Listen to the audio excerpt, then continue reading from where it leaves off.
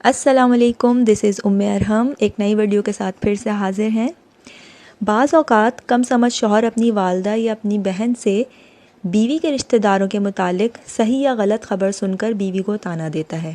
کہ تمہارے بھائی ایسے، تمہاری بہن ایسی اور تمہارے والدین ایسے ایسے ہیں۔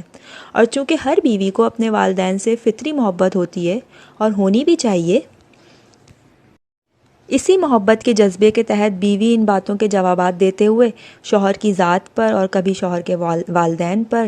باتوں سے حملہ کر دیتی ہے، اور اس طرح شیطان کو اس گھر میں داخل ہونے کا موقع مل جاتا ہے۔ اچھے بھلے میاں بیوی محبت سے زندگی بسر کر رہے تھے، لیکن ایک دوسرے پر سنی سنائی باتوں کی بنیاد پر حملہ کر کے دونوں نے اپنی زندگی خراب کر لی۔ لہٰذا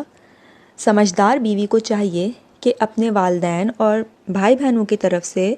مدافعت کرنے کے بجائے یا اپنی ساس اور نند کے ایپ کو کھولنے کے بجائے خاموش ہو جائے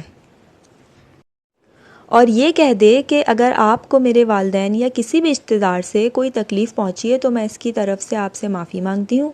اور میں ان کو سمجھا دوں گی کہ آئندہ ایسا نہ کریں،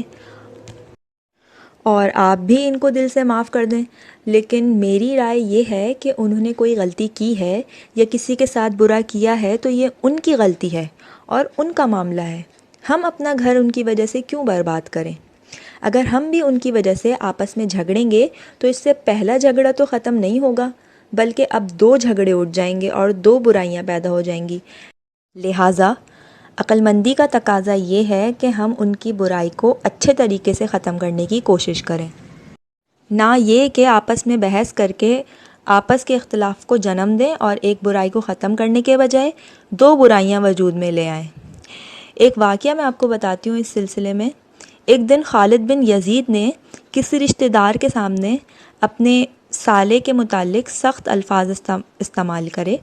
ان کی بیوی رملہ بنت زبیر اس کے قریب ہی بیٹھی ہوئی تھیں اور سر جھکائے خاموش بیٹھی رہیں۔ خالد نے جب سب کچھ کہہ ڈالا پھر بھی اس کے غصے کی آگ نہ بجھی تو اس نے اپنی اہلیہ سے خطاب کرتے ہوئے کہا، کیوں تم نے کچھ کہا نہیں؟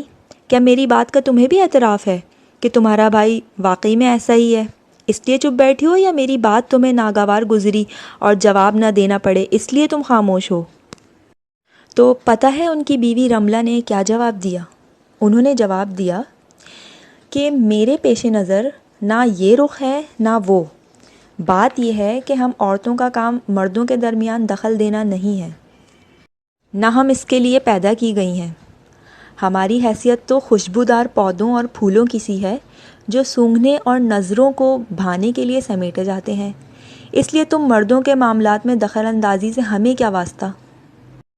خالد کو اپنی بیوی کا یہ جملہ اتنا پسند آیا کہ وہ اپنی جگہ سے اٹھا اور آ کر بیوی کی پیشانی کو چوما اور بہت ہی خوش ہوا، اور جو دل میں اپنے سالے کے متعلق ناگواری تھی وہ بھی ختم ہو گئی۔ اسی لیے حضرت سلیمان بن داؤد علیہ السلام اپنے فیصلوں میں فرماتے تھے کہ سمجھدار عورت اجڑے ہوئے گھر کو آباد کرتی ہے اور ناسمجھ عورت بنے بنائے آباد گھر کو ویران کر دیتی ہے۔ غور کیجئے کتنی سمجھدار بیوی تھیں۔ اگر اس وقت جواب دینے لگ جاتی اور اپنے بھائی کی صفائی پیش کرتی تو ان کے چند ہی جملے خالد کے غصے کے ایندھن پر ماچس کی تیلی کا کام دیتے اور بات بہت آگے بڑھ جاتی، مگر اس سمجھدار عورت نے عقل مندی سے 2 ایسے میٹھے بول بولے جس نے شوہر کے غصے اور ناگواری کی اس آگ پر موسلادھار بارش کا کام دیا، اور ایسی سمجھداری سے بات کی کہ بھائی کی عزت پر بھی کوئی دھبا نہ آنے دیا، اور بھائی کا ساتھ دیتے ہوئے شوہر کو بھی ناراض نہ کیا، بلکہ ان دونوں کے بیچ سے ایسا راستہ نکالا کہ خود بھی محفوظ ہو گئیں اور اپنے شوہر کو بھی غیظ و غضب کی آگ سے نجات دلائی۔ اللہ تعالیٰ ہم مسلمان بہنوں کو بھی ایسی عادتوں کو اپنانے والا بنائے اور ہمارا گھر بھی جنت کا نمونہ بن جائے۔ سبسکرائب کر دیں تو میری نیکسٹ ویڈیو آپ کو بآسانی مل جائے گی۔ Thanks for watching.